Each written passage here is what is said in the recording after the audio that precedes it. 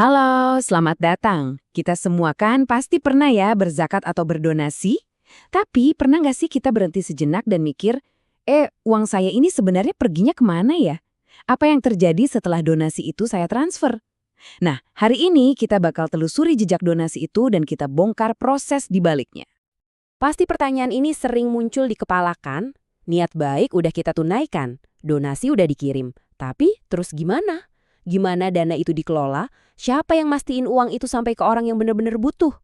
Tenang, dalam beberapa menit ke depan, semua rasa penasaran itu bakal kita jawab tuntas. Oke, jadi setelah semua donasi terkumpul, langkah selanjutnya apa dong? Mungkin kita bayangin uangnya langsung dibagi-bagikan gitu aja. Ternyata nggak sesimpel itu. Ada sebuah sistem yang jauh lebih terstruktur yang tujuannya untuk memastikan setiap rupiah yang kita donasikan itu bisa ngasih dampak yang maksimal. Nah, coba deh perhatikan kata kuncinya di sini. Perencanaan. Ini penting banget.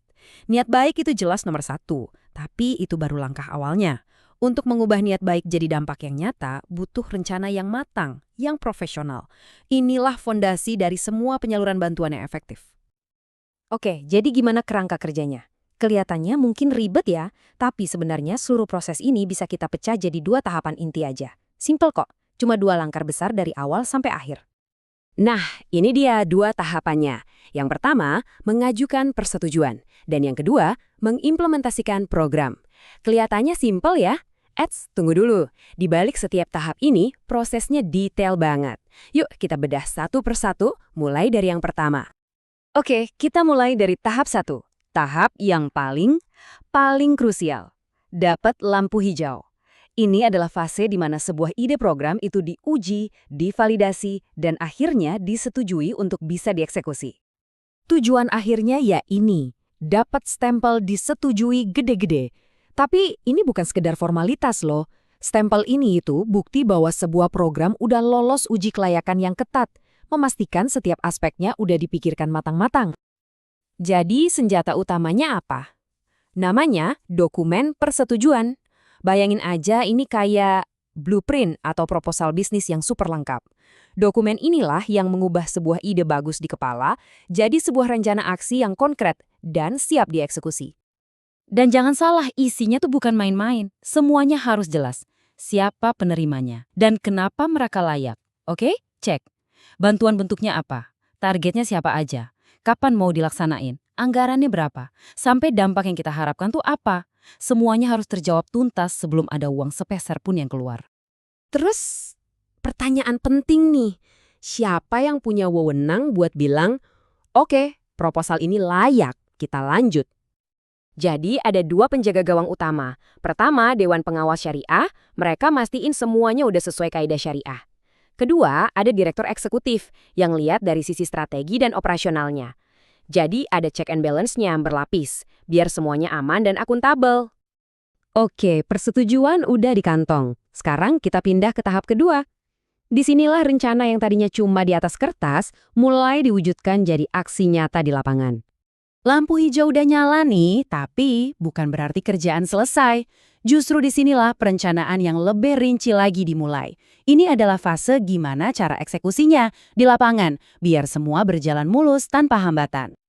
Nah, perencanaan eksekusi ini punya 3 pilar utama. Pertama, waktu.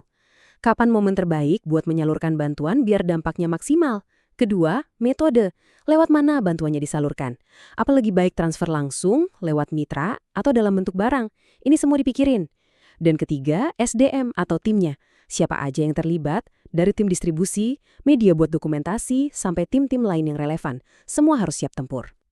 Oke, prosesnya udah kebayangkan. Sekarang kita coba lihat jiwa di baliknya. Ada 3 prinsip utama yang jadi kompas buat semua ini, yaitu efektif, efisien, dan kolaboratif. Yang pertama, efektif. Ini bukan cuma soal yang penting udah disalurin, ya? Bukan. Pertanyaan intinya adalah bantuan ini beneran ngebantu nggak sih? Apa hidup penerimanya jadi lebih baik? Nah, itu dia ukuran sukses yang sebenarnya. Dampaknya harus nyata. Berikutnya, efisien. Nah, ini soal amanah. Tiap rupiah donasi, tiap jam kerja tim, semuanya itu harus optimal. Nggak boleh ada yang sia-sia atau boros. Ini adalah bentuk tanggung jawab kita semua kepada para donatur yang sudah percaya. Dan yang terakhir, kolaboratif. Ada pepatah bilang, kalau mau cepat, jalan sendiri. Tapi kalau mau kuat, jalan bareng-bareng. Nah, inilah prinsipnya. Dengan menggandeng mitra yang tepat, jangkauannya bisa lebih luas, dan dampaknya bisa jauh lebih besar. Jadi gitu deh perjalanannya. Dari niat tulus kita semua, diolah jadi proposal yang super matang, sampai akhirnya jadi aksi nyata di lapangan yang terukur.